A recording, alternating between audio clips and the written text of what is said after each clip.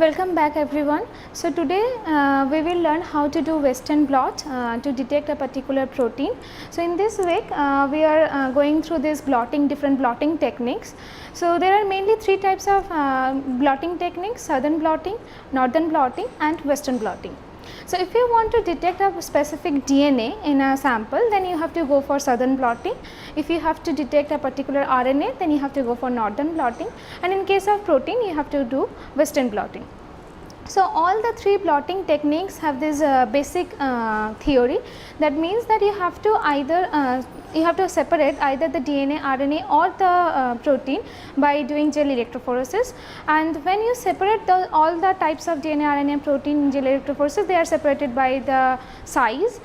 So then you have to transfer the DNA, RNA or the protein to a particular membrane. So that membrane basically absorbs the DNA, RNA or the protein, and then using that membrane you can detect your whatever DNA or RNA or the protein you want to detect.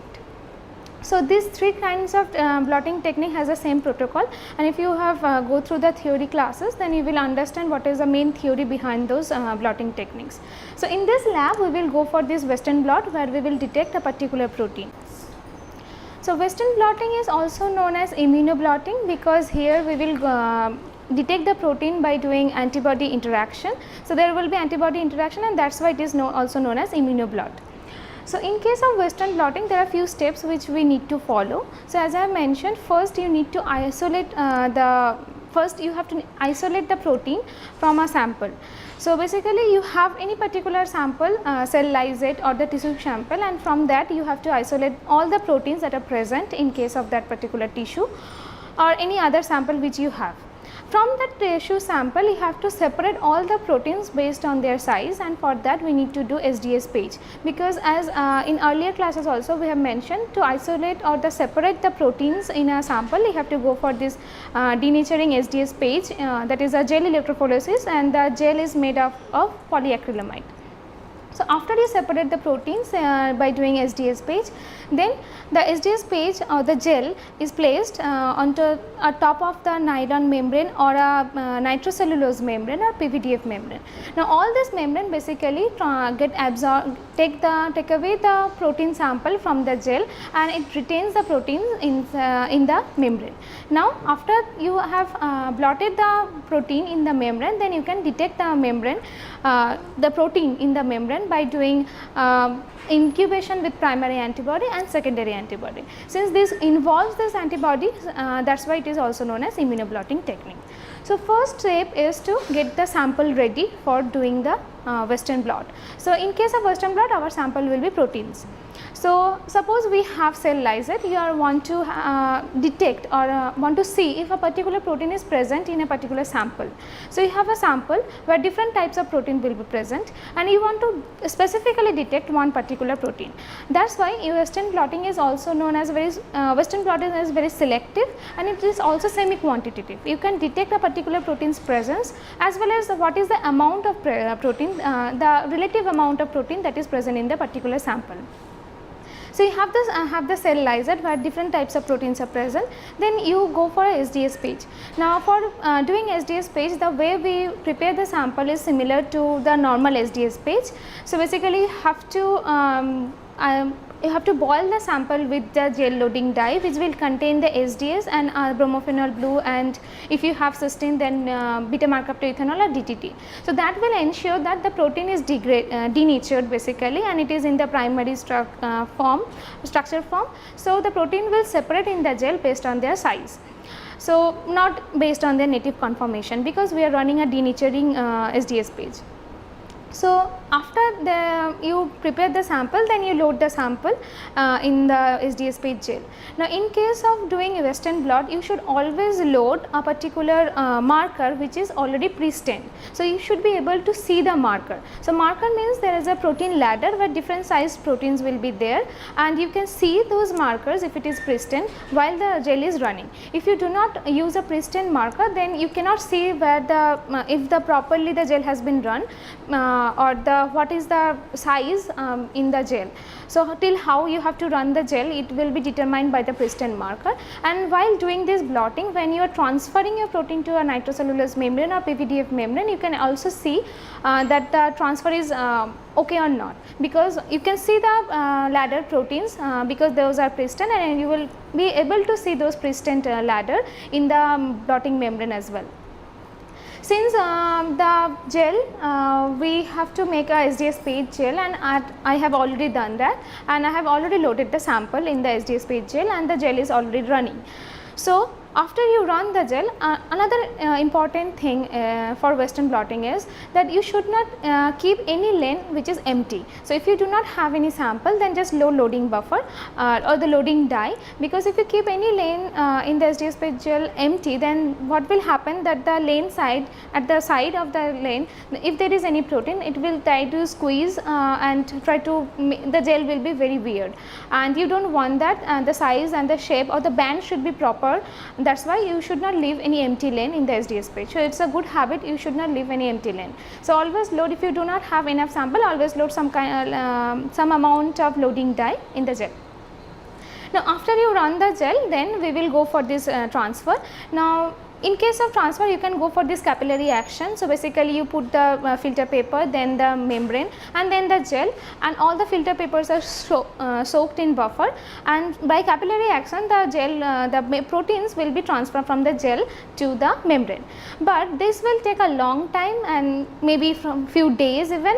So to reduce the time, we will go for electrotransfer. So in case of electrotransfer, what will happen is, the way we separate the protein in SDS page, we put in a electric field where the protein will move from the. So during electrotransfer, what will happen is that the protein will come out from the gel, and it will go to the membrane and get stuck to the membrane. Since the membrane is towards the positive side, the negatively charged protein will go and stick to the membrane, and then we will take out the membrane, and then we will go for blocking. So it is important to always block the membrane. So what is the meaning of blocking? So basically here what we will do is, so the proteins that are present in the gel, it will go and get stuck to the membrane, but there are a lot of space in the membrane which will be empty, because there is not everywhere in the gel the protein will be present. So there are empty sites in the membrane, and if you do not block and go for directly for this primary antibody incubation, then what will happen, the primary antibody should able to bind to the protein of your interest, so it should be specific. But if there is any kind of empty space, since it is a membrane and it can it has affinity towards protein, then the primary antibody will also get attached to these empty spaces, and there will be a huge background noise. So the primary antibody will detect your protein, as well as there will be other places where you can see the antibody, because it was empty in the membrane and it will get stuck to the membrane. So to reduce the noise in the membrane or the gel, you have to go for blocking. So in case of blocking, we go for this non-specific protein is incubated with the membrane. So what will happen in any place where the membrane does not have your protein or any protein, then that will get the non-specific protein will get absorbed to that particular membrane, and then when you go for primary antibody incubation, the antibody will specifically bind to the protein of your interest, and other places, since there is already blocked by different types of protein, it will not get attached to it. And when you detect the primary antibody with the help of secondary antibody, you will only able to see your particular protein of interest and not any other places. So blocking is an important step in case of Western blotting. Then you have to go for different kinds of washing. So you have to wash the gel and go for this primary antibody incubation. During primary antibody incubation, the primary antibody is raised against your protein. So the primary antibody will selectively detect your protein, and it will get attached to the primary your protein of interest.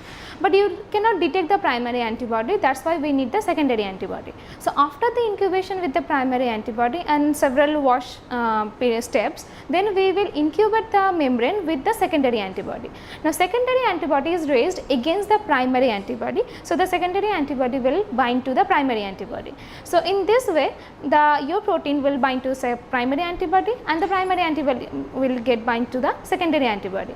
And in case of secondary antibody, there is always a detecting molecule that is present in case of secondary antibody, either that is a HRP or horse radish peroxidase enzyme or alkaline phosphatase enzyme. So different types of enzymes are there attached to the secondary antibody. So after binding to the secondary antibody, you give a particular substrate for the particular enzyme that is present in your secondary antibody, and depending on the substrate you can detect the position in where your protein should be there.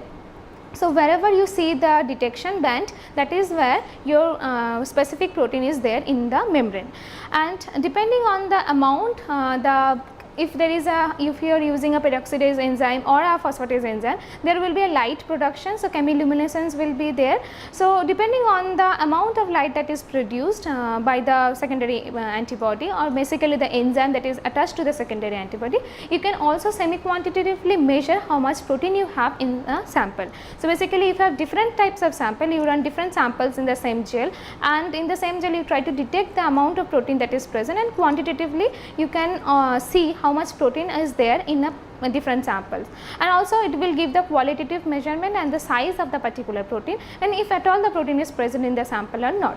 So Western blotting technique is, that's why used in different kinds of detecting tool. So in case of HIV, if you want to get the particular protein present in a patient sample, blood sample or not, you can detect that particular protein using Western blotting. There are different disease patient where Western blotting helps to detect any particular diseased protein that is present or not in the sample.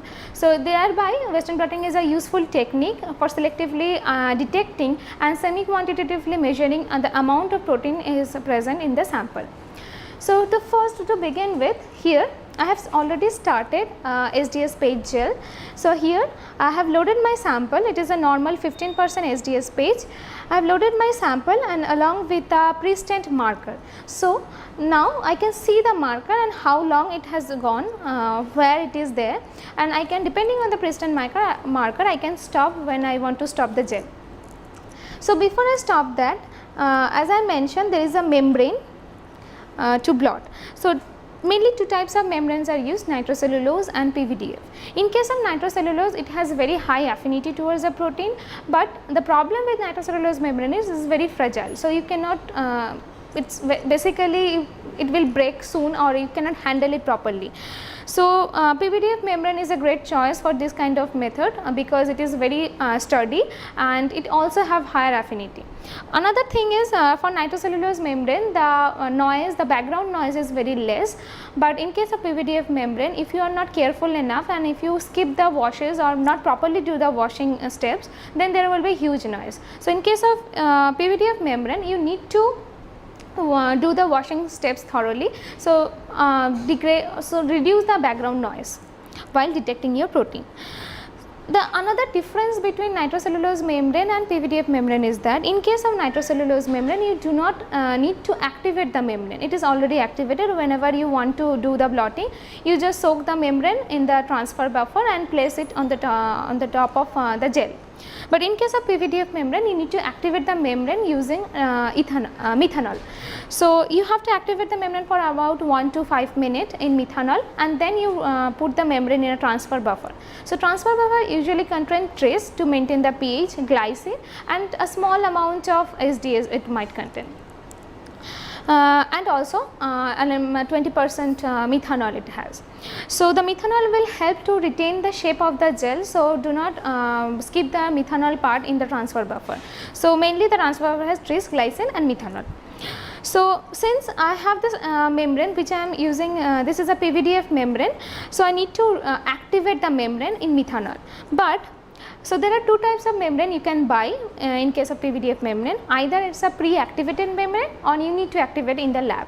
So this membrane which we got is a already activated membrane, so I don't need to do further activation. But you should always check the label when you are buying the membrane. If it does not say that it is activated, then you should go for methanol treatment. So you have in a small box you have a methanol, then you put the membrane in methanol for some time, and then you take out the membrane and put put it in the transfer buffer. So before we go for this blotting, we need to equilibrate the membrane as well as the gel in the transfer buffer for some time. So while my gel is running, I will put this membrane, since it is already activated, I do not need to put it in the methanol. So I will put this membrane in transfer buffer. So I have in this small box, I have small amount of transfer buffer here. It is tris glycine and methanol. Another important part of this technique is that you should not touch the membrane or the gel by bare hands. If you do that, then there will be some noise and you will get blotchy gel.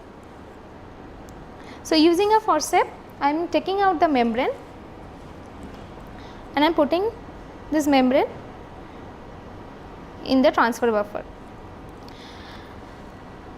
So if your membrane need to activate in the methanol, so if you do not activate the membrane in methanol and directly put in the transfer buffer, you will see that the membrane is not getting soaked in the transfer buffer. So that time you will know that you need to activate the membrane before putting it in the transfer buffer, because it is a hydrophobic membrane, it will not get soaked in the transfer buffer.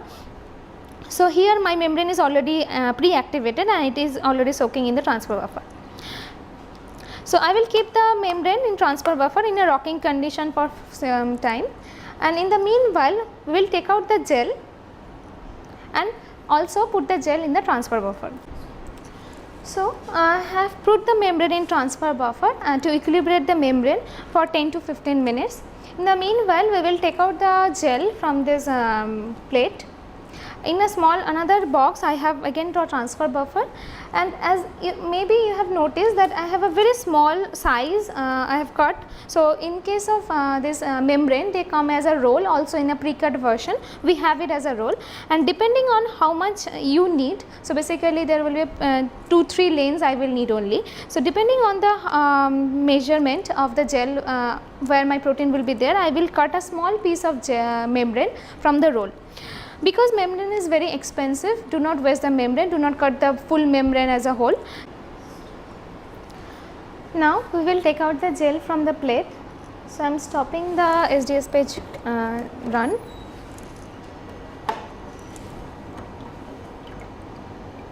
As you can see, the marker has been separated properly and I know when my protein will be there. So I have to stop now, and according to the marker I will also cut the gel into small fragment, because not everywhere the protein is present.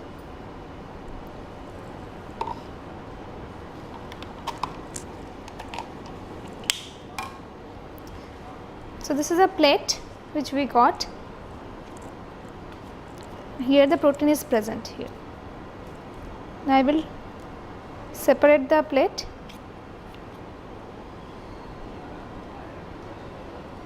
So this is the short plate we have, and we'll keep it here, and the gel is stuck to the bigger one. So now I will just cut my gel according to the size I want. So first I will remove this top or the stacking gel basically.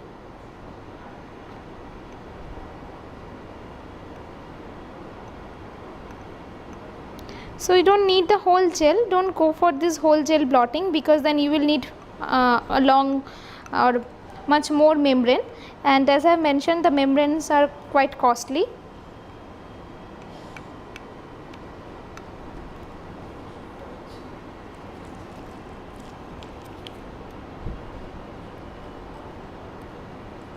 I don't need the whole gel, so I will just cut the gel.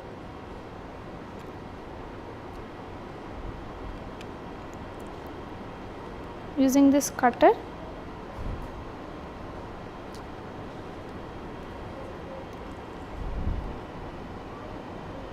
So this we will discard.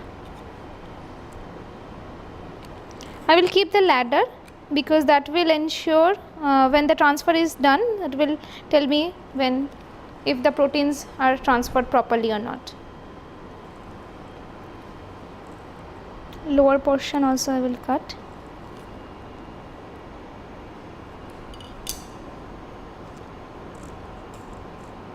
I can also check the size. So these are the things which we got from the membrane. So my membrane is of almost this size. So the gel should be a little bit smaller than the membrane.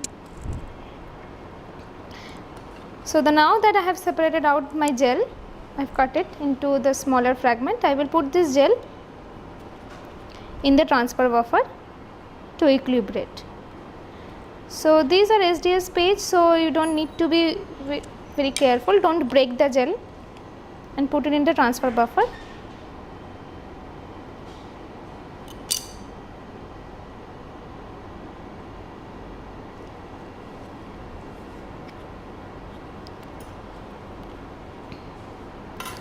And we will keep it in the rocking motion, the gel and the membrane in the transfer buffer for 10 to 15 minutes, so that our membrane and the gel is equilibrated in the transfer buffer.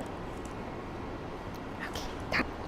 So 15 minutes is over. So now our membrane and the gel is equilibrated enough in the transfer buffer. We also got this tissue paper basically. So these are the blotting papers, and this is not normal general tissue paper. So this is a high quality blotting paper or Whatman blotting paper, and we will soak this blotting paper as well in the transfer buffer. So after this we will go for this transfer. So we will make a sandwich. So just keep the blotting paper or the here in the transfer buffer. So due to capillary action it will get soaked in the transfer buffer. So there are two ways you can do the transfer, either a fully wet technique or a semi dry technique. So in case of wet technique you have to use sponge, and so there will be sponge which is soaked with the buffer, transfer buffer, and in between there will be blotting paper, the membrane and the gel, and again blotting paper and another sponge. In case today for today's demonstration we are going for semi dry transfer. So here we do not need the sponge, we just need the blotting paper which is soaked, and then we will make the sandwich.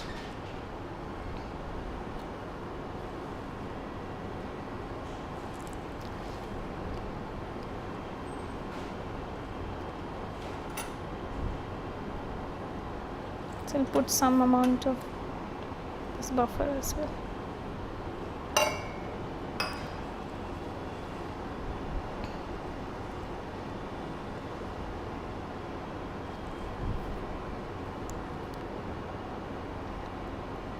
After the membrane is and the blotting papers are properly soaked, so as I have mentioned that we are going for this electrotransfer. So you may opt out from the electrotransfer, but nowadays everyone go for this electrotransfer because it is quicker. You don't have to wait the whole day or even more than one day. So here what will happen is that we will place our gel and the membrane, and because due to the electricity or the electric field, the protein will come out from the gel and get stuck to the membrane. So this is the instrument which we have. At the bottom part we will take blotting papers. So at the bottom we usually take 4 to 5 blotting papers.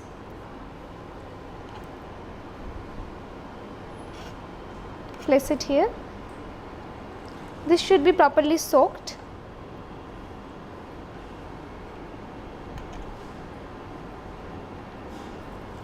Then we will put the membrane. Do not touch the membrane with bare hands. We will put the membrane here. Then on the top of the membrane we will put our gel. So in the blotting paper, on the top of the blotting paper I have kept the membrane here. So at the bottom there should be 4 to 5 blotting papers which are soaked in the transfer buffer, and now I will put the gel on the top of the blotting paper. So as you can see, all the lanes and the marker. So that's why we prefer to put a pre-stent ladder in this case of blotting gel.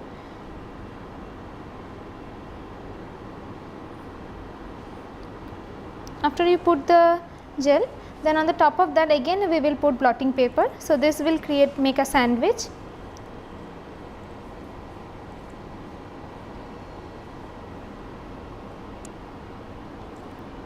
Now in between we do not want any kind of bubble to present between the membrane and the gel.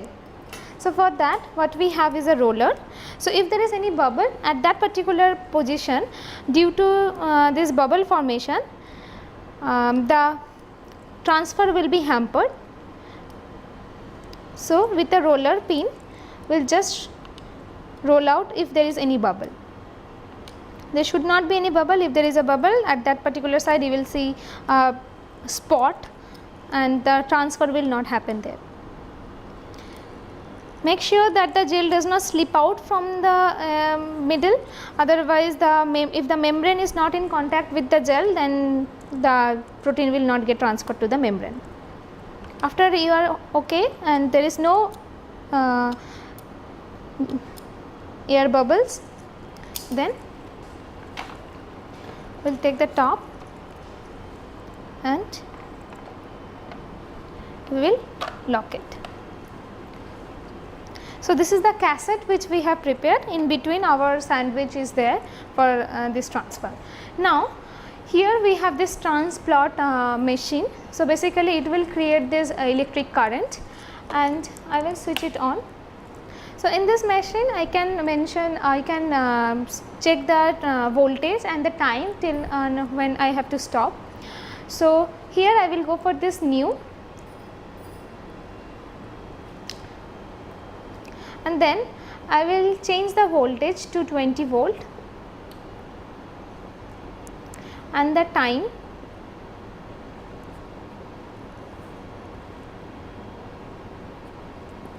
to 15 minutes. So this time and the voltage basically you need to check for depending on your protein. So I know that in 15 minutes at 20 volt my proteins will all come out from the gel and get to the membrane. But if you see, after you see the gel membrane, if you see that not all the proteins are getting transferred, or if your protein is quite big, then you go for more time. So now I will put this cassette. So there are two cassette which we can put basically. There are two sides, A and B. A I am putting, so simultaneously you can do two blotting transfer. So now I have put it in the A and I will go for this run and I will select the A.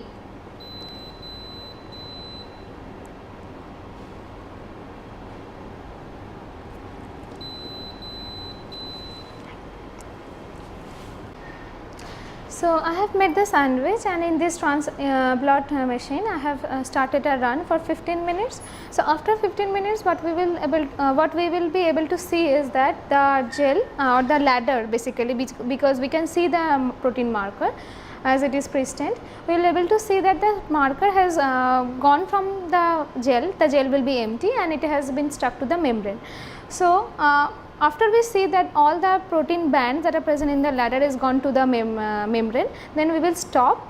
If we take out and see that some of the bands are not properly transferred, then we will again have to transfer it for some more time. So we will wait for 15 minutes and then we will check if it is transferred to the membrane or not. So our transfer of the protein from the gel to membrane has been done, and now we will go for the blocking the membrane. So as I mentioned previously that the blocking is an important step in case of Western blotting, because if there is any part of the membrane which is not blocked, so that will be free where the primary antibody can bind. So apart from binding to the specific protein against which it was created, the primary antibody will also bind to the free space in the membrane, and that will eventually give rise to this noise that are present after you go for the secondary antibody and the detection of your protein. So because if your primary antibody is bound to the particular space where there is no protein but only the free membrane was there, then the secondary antibody will also bind to the primary antibody because it was raised against the primary antibody, and because the secondary antibody is there, you will get the signal from that particular empty space as well, and it will eventually cause you the error in the judgment because the protein is not there, but you will still see the band and you will still get the noise. So now what we will do is we will take out the membrane .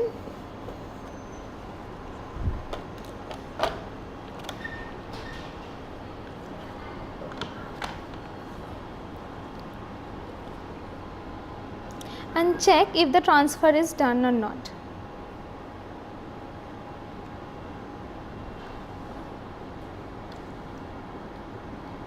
So, in the gel there is no ladder or no protein is present. So, as I have mentioned or shown that it was a pristine marker.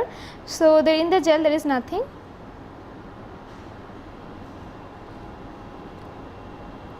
But in the membrane you can see there is a portion where you can see the ladder present. So, basically the protein has been transferred from the membrane gel to the membrane. Now, in a box we will take blocking solution. So, mainly the most commonly used blocking solutions are skim milk or BSA. So, these are non-specific proteins.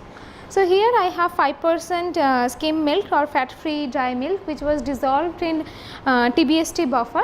So, this is the buffer written on in every washes, and the secondary antibody, the primary antibody, all will be in the same buffer. So, the milk is also dissolved in the buffer, it is 5%. If you want to use BSA, that will also be to 3 to 5% in the TBST buffer. You can also use the BSA. So, here I will put the skim milk here.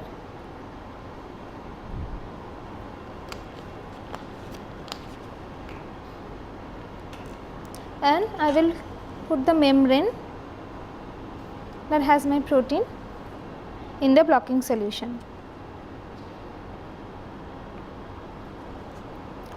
Now, I will keep this thing in the rocker, in the rocking condition for almost 2 hours. So, the blocking time is you have to check depending on your protein and the gel, because I am keeping it for 2 hours because I know after 2 hours it will be enough, the blocking efficiency will be good. But if you see at the later on, if you see there is much more noise in case of your while detecting your protein, you should go for more time in the blocking during the blocking. So, if the blocking is not proper, then there will be noise. So, now I will keep this in the rocker for 2 hours and in the constant rocking motion, and after 2 hours we will wash this membrane and then go for this primary antibody incubation. So, it is 2 hours now and the blocking is done. So, I will remove this skim milk from the membrane.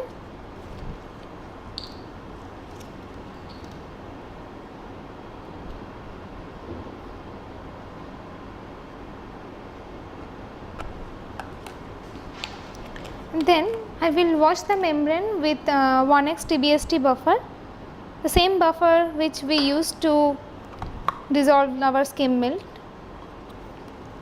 So, around 3 times we will wash to remove the blocking solution or the protein.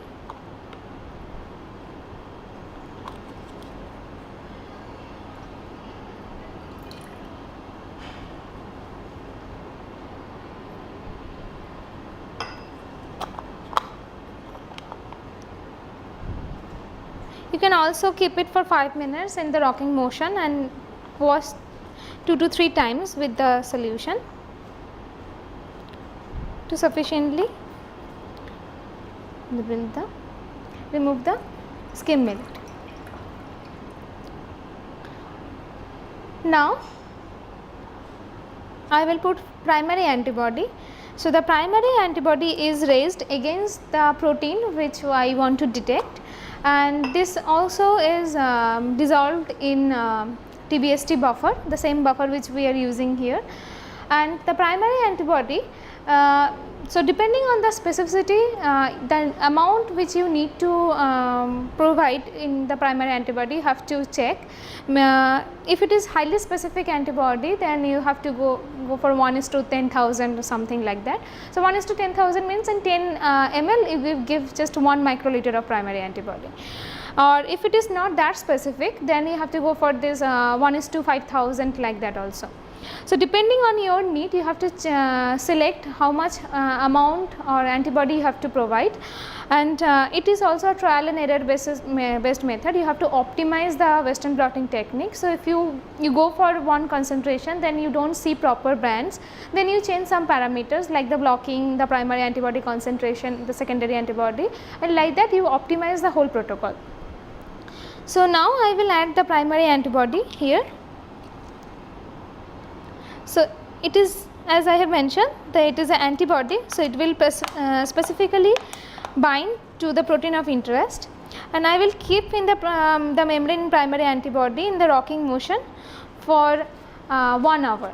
Now the time is also variable, because sometimes what happen that the primary antibody is not that specific, or you are not getting that much of signal, then you have to keep it for longer time. So from 1 hour to overnight you can keep it in the primary antibody. So depending on how much time you have, and also what is the concentration and what is the efficiency of your primary antibody, you have to reduce or basically optimize the time in which the membrane will be bind with will be in the primary antibody. Now primary antibody will selectively bind to the protein of interest. If there is a huge number of proteins, there will be different proteins, and they will separate out based on their size. Now when I add primary antibody, the primary antibody will selectively bind to the specific protein, because it has this affinity, or it has this selection for the particular protein. The other proteins it will not bind, and the membrane is also blocked with a non-specific protein with BSA or the skim milk. So the primary antibody will not be able to bind to any of the membrane. So only at the membrane where the specific protein is there, it will get bound to the primary antibody, and then we will wash it and put the secondary antibody. So it's almost 2 hours in primary antibody. So now I will remove the primary antibody.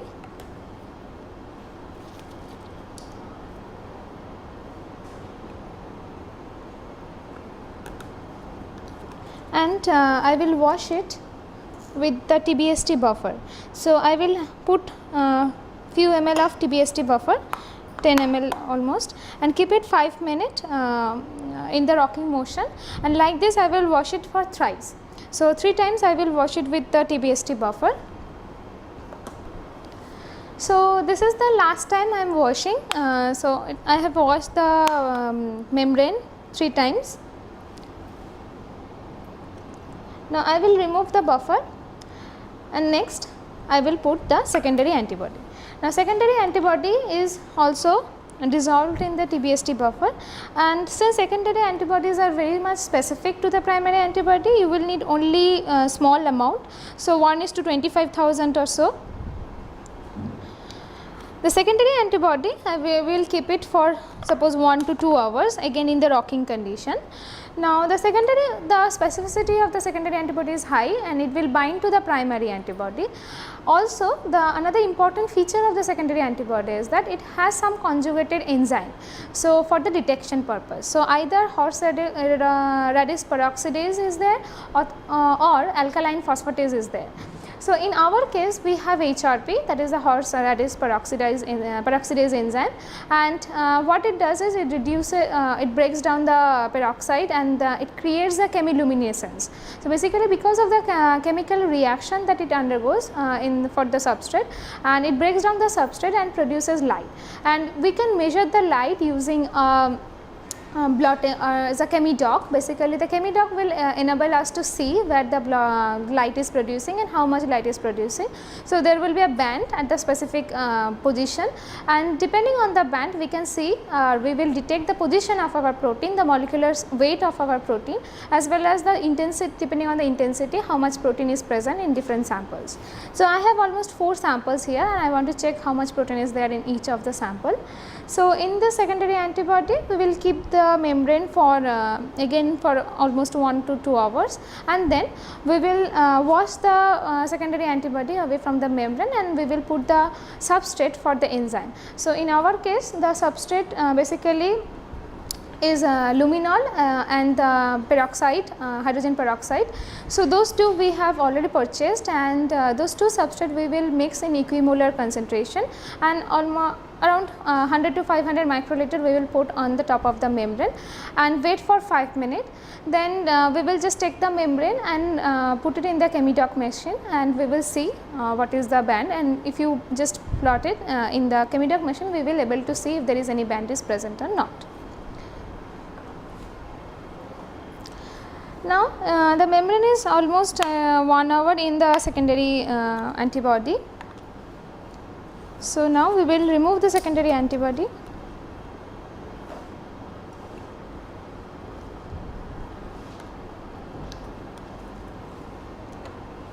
And we will wash the membrane again 3 times with the TBST buffer.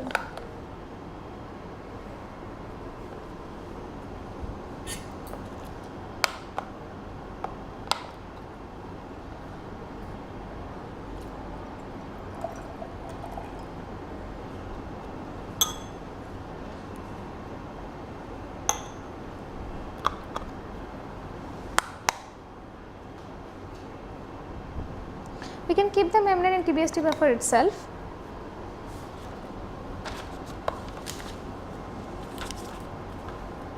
So, we will keep in the PBST buffer 5 minutes at each interval, and after that we will throw away, and then at the end of it we will just take out the membrane and put the substrate for this horseradish peroxidase enzyme, and then we will wait for this development of the band. So, now after the washing is done, we will take out the membrane and put the substrate inside on the top of the membrane, wait for 5 minutes so the enzymatic activity can occur, and then we will take out the blot and start for the development of the blot. Now, there are few things during this Western blotting technique which we should be able to remember. That first you have to run the gel properly so that all the proteins are separated based on their size. You can either run a native page or a denatured gel. If you are running native page, you will not able to get the molecular weight of the protein, but if you are running a denatured or denaturing gel SDS page, then you will get the molecular weight as well. And after you run the gel, then you cut a small piece where your protein is there, you cut the gel and you place it on the top of the membrane. Now, there are 2 types of membrane, nitrocellulose membrane and PVDF membrane. If you are using a very big proteins, then you should go for nitrocellulose membrane. If your protein is small or medium size, you should go for the PVDF membrane. Now, PVDF membrane are important and useful in different cases because it is sturdy, it does not break easily. You can reuse it the membrane for long time. Basically, after primary antibody, you can strip the primary antibody and again reprobe the membrane with a different primary antibody. So, if you are detecting in the same gel, if you are detecting 2 different type of protein, you can do that with the help of this PVDF membrane. While if you are using nitrocellulose membrane, there will be no reprobing and you just can use it once. Now, the membrane is important as well as the how much time you have to go for this electrotransfer, that will depend on your protein. If it is too big protein, then it will take longer time to transfer. If it is a small protein, it will easily transfer. Depending on your protein size and the behavior of the membrane, you have to decide how long you have to keep. So, electrotransfer is a quick way, so it is a useful technique. So, the transblot helps and in 10 to 15 minutes the whole protein will get transferred. After you transfer, you should be able to do the blocking. Now, after you develop the gel membrane basically and see there is a too much of noise is present, then you need to standardize the blocking parameters. The blocking should be done in the BSA or the skim milk solution, and the timing also will differ. So, if you feel that the blocking is not proper, keep the blocking solution for longer time so that the blocking is proper, then only the background noise will be less. If you are using PVDF membrane, always you should go for proper blocking, otherwise the background noise will be high. If you are using nitrocellulose membrane, then the background noise is not that much, so that in that way nitrocellulose membrane is better. But if your blocking is proper, there should not be any proper any background noise, and also to remove the background noise, the washing steps should be properly done. So, you should be wash the blocking reagent away properly, the primary antibody away properly. If there is the washing steps are small or it is not properly done, then again there will be background noise. So, do the washing steps properly. If you feel the background noise are much more, change the blocking parameters, change the washing steps, make it a longer time. Now after you do the primary antibody incubation, then you should go for the secondary antibody incubation. Usually secondary antibody incubation takes much lesser time than the primary antibody incubation, because secondary antibody is very much specific to the primary antibody. Now after the secondary antibody incubation, you can go for development, and you can see where the gel or the blot is, depending on the size. There might be some problem with the blotting. So if you see that there is a huge amount of noise, again check the washing steps and the blocking solution. If you see that the intensity of the band is very low, then probably you should keep the primary antibody incubation for longer time, because that might be not very specific to the protein. So keep it for a longer time. Sometimes you will see there is a huge amount of like huge blob of black spots, then there might be few reasons for that you have loaded too much of protein. You should not load too much of protein in the gel. You should check the amount of protein that you can load, and based on that you choose the sample and load that much of protein. If you are loading too much of protein, then there will be oversaturation and the gel will be very bad. Also, if you are putting too much of substrate for this HRP enzyme, then also that will create problem. There will be spots, black spots in the membrane, and you should also avoid that. So a very less amount of substrate is enough to make the gel proper. So during Western blot, you should standardize these parameters. You should go for this different time and different interval, and based on what you feel is proper for your protein, you should standardize the parameter and go for this technique. Now it is a very useful technique, and it is qualitative as well as semi quantitative. If you have different sample, you can get the relative amount of the protein that is present in the sample. If you have an unknown sample and you do not know if a particular protein is present or not, you can detect that particular protein based on this Western blot technique, and it will also give the molecular weight as well as the amount in a particular tissue sample. So Western blot technique is used in the molecular biology lab, and mostly in case of protein lab in day-to-day basis, because it is a very good technique to and it is very sensitive as well. So if you want to detect any particular protein, you can detect that.